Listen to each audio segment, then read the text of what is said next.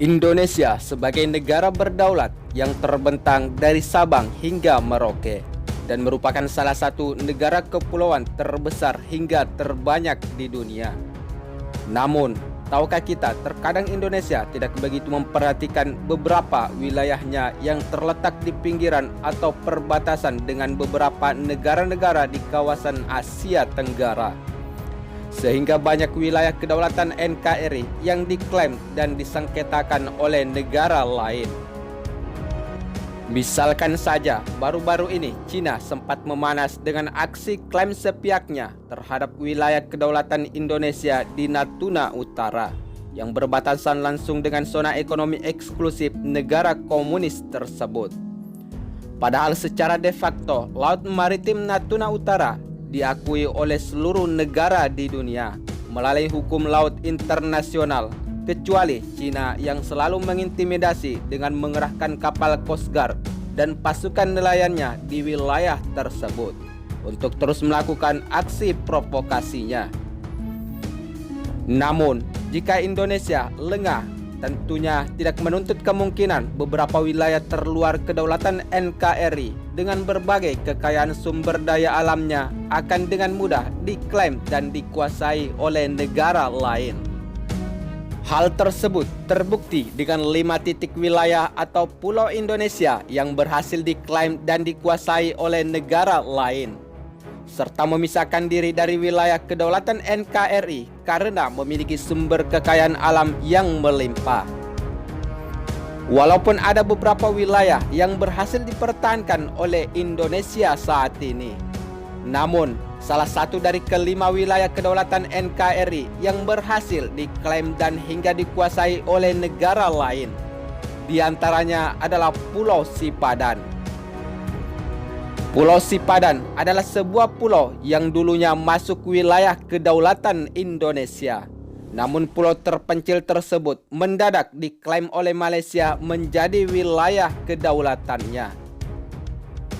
Kasus persengketaan wilayah Kepulauan Sipadan ini sempat menjadi isu besar dan membuat hubungan antara Indonesia dan Malaysia memanas hingga menimbulkan persitegangan kesiapsiagaan antara kedua negara. Namun kasus aksi saling klaim kedua negara ini dilimpahkan pada Mahkamah Internasional untuk memutuskan siapa yang berhak atas kepemimpinan wilayah Kepulauan Sipadan. Pada persidangan di Mahkamah Internasional, Indonesia kalah.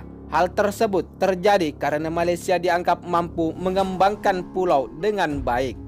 Selain itu, negara Malaysia telah berhasil membangun resor hingga Pulau Sipadan menjadi tujuan wisata unggulan. Padahal sebelumnya Pulau Sipadan hanyalah pulau kosong yang diterlantarkan oleh Indonesia sendiri. Namun, selain Pulau Sipadan yang berhasil dimiliki oleh Malaysia dari klaim sepihaknya itu, Pulau Ligitan juga merupakan salah satu dari kelima wilayah Indonesia yang telah berhasil dimiliki oleh Malaysia. Hal tersebut terjadi karena kelemahan argumen hukum yang dimiliki oleh Indonesia saat ini, sehingga mengakibatkan Pulau Ligitan bernasib sama dengan Pulau Sipadan. Dengan kasus yang sama, Pulau Ligitan yang hanya seluas 8 hektar itu akhirnya harus jatuh ke wilayah kedaulatan Malaysia setelah memenangkan adu argumen antara Indonesia dan Malaysia pada sidang di Mahkamah Internasional. Seperti yang kita ketahui sebelumnya, jika wilayah Pulau Ligitan dikenal sangat indah keadaan alamnya, sebab laut di sekitar pulau tersebut memiliki kekayaan sumber daya alam hewani yang sangat melimpah sebagai aset negara. Sehingga dengan kehilangan pulau ini, sama halnya Indonesia telah kehilangan harta berharga. Namun, tahukah kita selain Pulau Sipadan dan Pulau Ligitan yang berhasil diklaim hingga menguasai sepenuhnya wilayah tersebut, ternyata Malaysia adalah negara yang ketiga kalinya secara berturut-turut berhasil membuat Indonesia seakan kehilangan akal dan wilayah kedaulatannya secara perlahan-lahan. Misalkan saja Blok Ambalat yang merupakan wilayah kedaulatan Indonesia yang sangat luas berhasil diklaim sepihak dan beberapa titik dikuasai oleh Malaysia hingga saat ini. Blok Ambalat adalah merupakan sebuah wilayah yang terletak di Selat Makassar dan Laut Sulawesi. Wilayah ini memiliki luas yang mencapai 15.235 km persegi. Namun wilayah Laut Maritim Blok Ambalat adalah merupakan wilayah yang memiliki aset negara paling berharga dari kedua pulau yang berhasil dikuasai oleh Malaysia saat ini. Sebab di wilayah yang dipenuhi oleh lautan ini terdapat sumber daya alam yang sangat besar.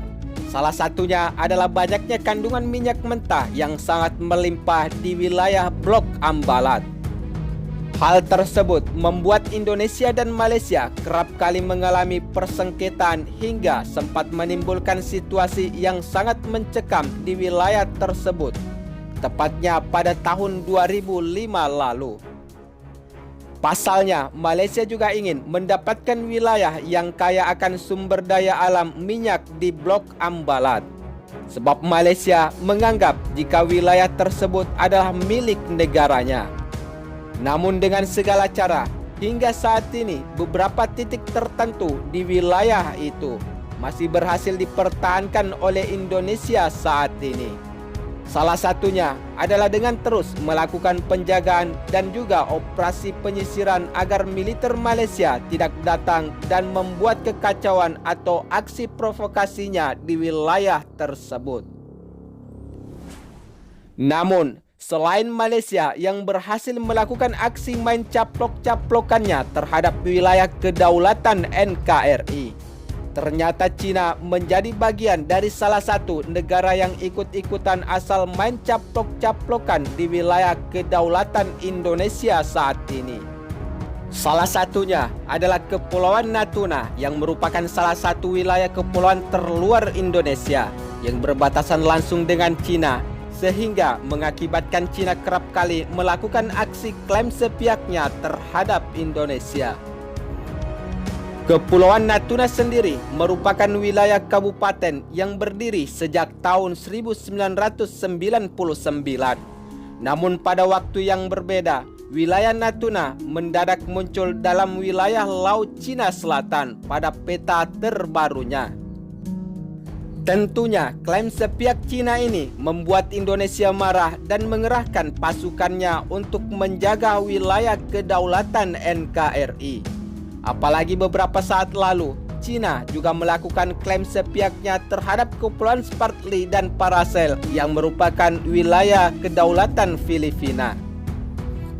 Namun, jika kita melihat sepak terjang Cina untuk terus melakukan aksi klaim sepihaknya dan provokasinya itu, seakan Cina berhasil menguasai wilayah tersebut.